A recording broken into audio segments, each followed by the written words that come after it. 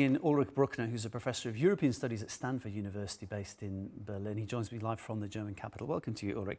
If I listen to the comments we've just had in the last few minutes, Sergei Lavrov, the foreign minister of Russia, saying, oh, yeah, we'll listen to the offer, but it really has to be pretty much what we agreed with President Trump in Alaska. And then we hear the insistence coming from the EU that Ukraine's voice has to be heard. So I'm hearing two parties who are saying, look, this deal needs to be pretty much what we want. Is there actually any compromise taking place at this point? Well, at every negotiation table, you find two versions of what is considered to be reality. And what we saw last week was so one-sided that it was absolutely impossible for any government or the president of Ukraine to accept it without losing the credibility and the trust of his people. So what we now see after the meeting in Geneva is parties that are affected by what will be a ceasefire and then a lasting peace bring in what is their position and what they can do to make the peace agreement work. And it would make no sense if Russia believes that a wish list could be the basis of a lasting peace. A lot of it would be the direct road towards another conflict or the implosion of Ukraine or another conflict in the wider European security architecture. This is certainly not the end of the story. You said how what was perceived to be a pro-Russia proposal from the US would be unacceptable to Ukraine.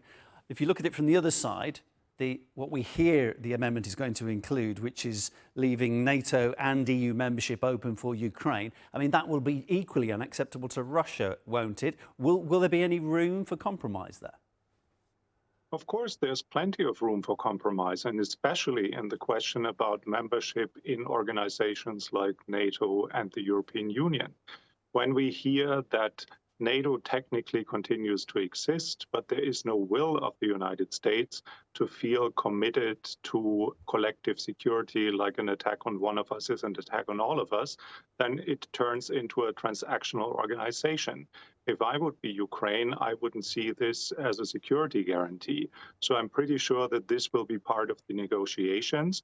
It's very different in the case of the European Union membership, because this is something Putin has never openly rejected. He rather doesn't care if this is the future and the Western orientation of what is left of Ukraine after a ceasefire or a lasting peace. So there will be a number of points in the 28 points, or how many they are at the moment. And therefore, we will see what negotiations brings. This is the best part of it, that after just fighting and talking, this is the beginning of negotiations, and they will bring a solution, because there is no such thing like a military solution. Most wars, I'd argue, end up just being about land at the end of the day, and Russia has made it pretty clear that it's only going to accept a deal where it gets to keep the territory it's taken. Volodymyr Zelensky said repeatedly he will not give up any Ukrainian territory. That would make, in theory, any kind of peace deal absolutely impossible. Do you think that Ukraine will eventually give up some of its land? Well, there is a difference between the facts, and the facts are militarily, Ukraine is not in a position to win back what is occupied by Russia. So you can accept that this is the reality and we move on from there. But it's a different thing to tell people who lost family members that parts of Ukraine will be given to Russia just because it claims that this is part of what they want to have in the future as an extension of Russia.